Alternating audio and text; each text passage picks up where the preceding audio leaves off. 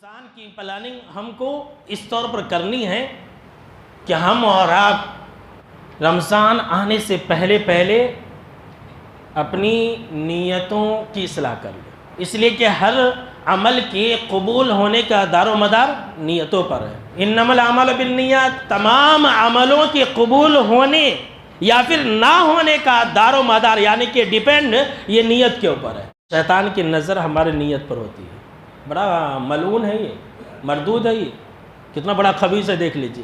شیطان کی نگاہ کہاں ہوتی ہے؟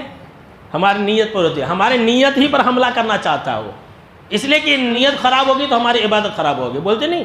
نیت میں خطرہ تو جھولی میں پتھرا، وہی ہونے والا ہے۔ رمضان سے پہلے اپنے نیت کی اصلاح کر لیجئے۔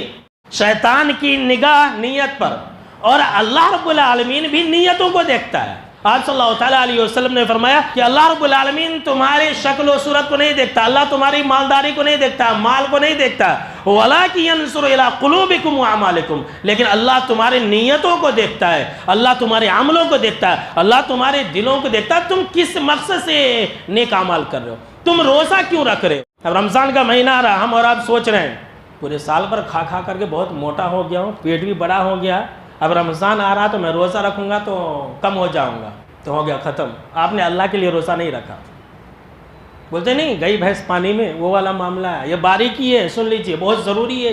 یہ وزن کم کرنے والی عبادت نہیں ہے میرے بھائیو، ہم اور آپ یہی سوچ رہے ہیں، یہ وزن کم کرنے والی عبادت نہیں ہے، یہ اللہ کو خوش کرنے والی عبادت ہے، یہ اللہ کو خوش کرنے والی چیز ہے۔ یہ وزن کم کرنے کے لیے، چربی گلانے کے لیے، اپنا پیٹ جو بڑا ہوا اس کو کمانے والی عبادت نہیں ہے، یہ اللہ کو خوش کرنے والی عبادت ہے۔